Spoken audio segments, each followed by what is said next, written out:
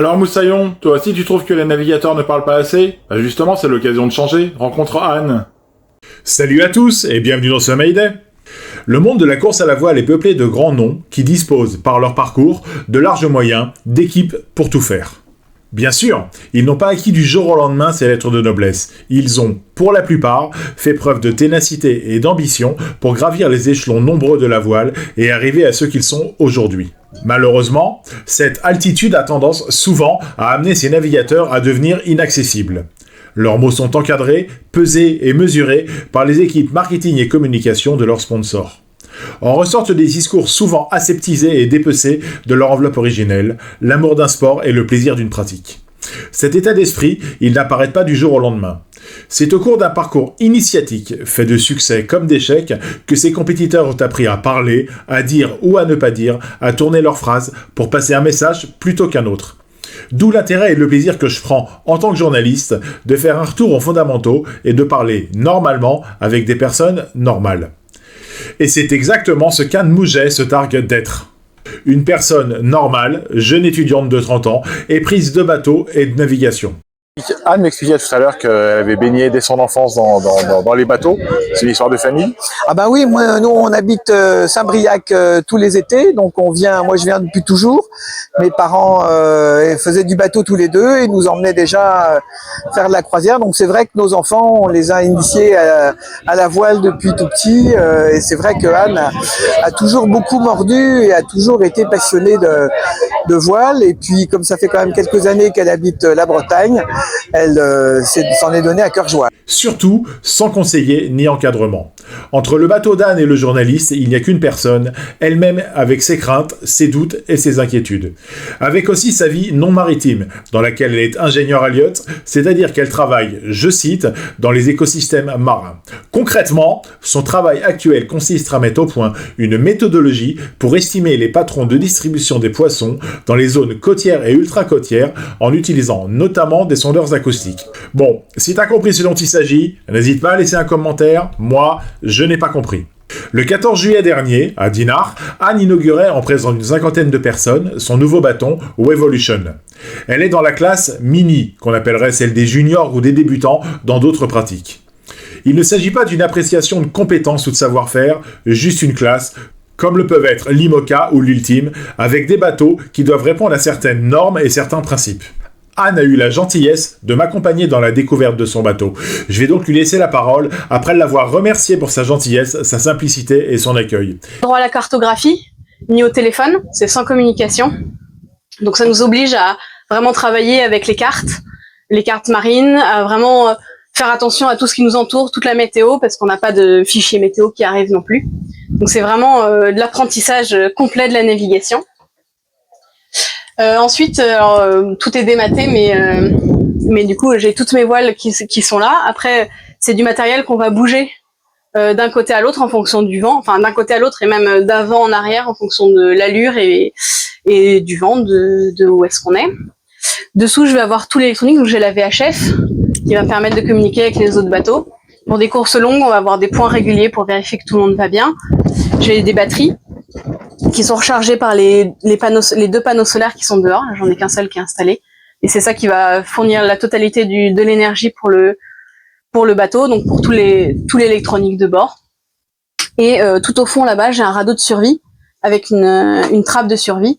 Donc si jamais j'ai besoin d'évacuer le navire, je peux accéder à cette trappe, que le bateau soit à l'endroit ou à l'envers. Et après, je vais avoir beaucoup de matériel de sécurité. En fait, la classe mini nous vérifie qu'on a beaucoup de matériel de sécurité, s'assure qu'on soit bien dans les clous et qu'on ne risque pas trop de choses. Donc là, par exemple, j'ai mon container de survie, donc dedans, je vais avoir des feux à main, je vais avoir des rations de survie, et c'est tout prêt pour que je puisse l'emporter si jamais je dois évacuer rapidement le navire. En espérant que tu n'en aies pas besoin, évidemment. Évidemment, j'espère vraiment. C'est assez rare, mais il faut prévoir, il faut surtout être préparé. On a un stage de survie, par exemple, où on va s'entraîner et y réfléchir. C'est bien d'avoir déjà réfléchi les choses avant. Comme ça, si jamais on a besoin de faire quelque chose en urgence, on est déjà préparé, on sait déjà, et ça rajoute pas de la panique. Et, parce que je pense que je suis un humain comme elle, je lui souhaite beaucoup de plaisir et de succès dans ses prochaines navigations et dans sa carrière de navigatrice. Je sais, l'éthique ou le code de conduite des journalistes interdit ou en tout cas ne promeut pas la prise de position pro ou anti quoi que ce soit. Le journaliste n'est qu'un rapporteur de faits. Mais ça ne m'empêche pas d'être un humain, avec une sensibilité ou une attirance pour des engagements, des envies ou des rêves que j'ai envie d'entretenir. Je te propose donc de découvrir Anne Monget, skipper accessible et disponible, peut-être une future star des podiums de la course au large, ou pas. Peu importe, elle est humaine et naturelle. Est-ce que ce n'est pas là la meilleure des récompenses ? Et qu'est-ce qui un jour t'a donné l'envie de monter sur un bateau et de naviguer? Alors j'ai navigué depuis mes parents toute ma famille aime le bateau, donc j'ai été mise sur un bateau en vacances à peut-être 4 ans, et c'était seulement l'été. Et puis je suis venue faire mes études ici à Rennes, j'ai découvert le dériveur, j'ai découvert le dériveur l'hiver, à quel point c'était humide, froid, et j'ai adoré.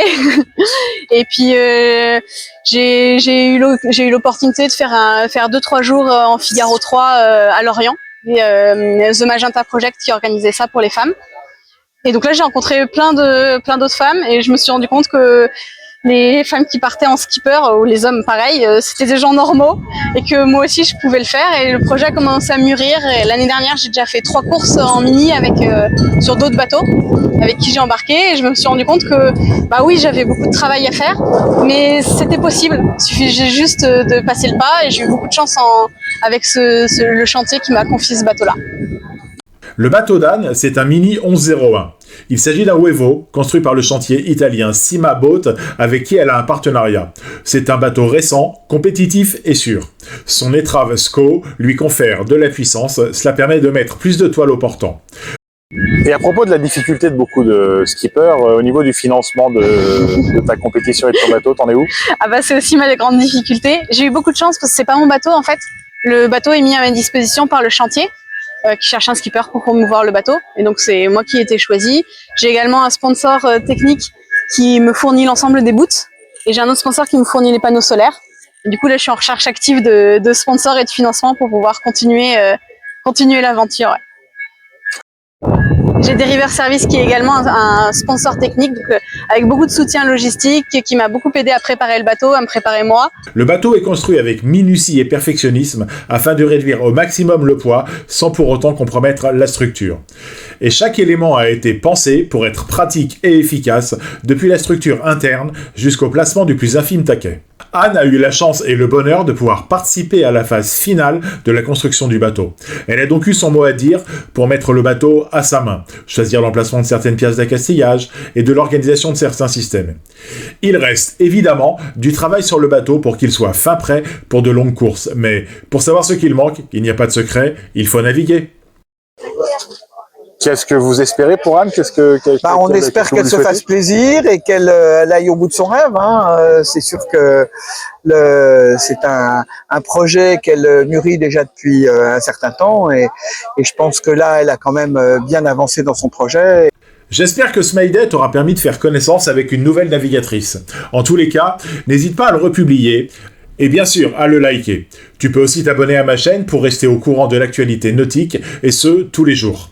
En attendant, si tu te trouves sur l'eau, je te souhaite du beau temps, et bon vent! Tu aimes ce que tu viens d'entendre? Alors n'hésite pas à republier, à liker et à t'abonner à ma chaîne.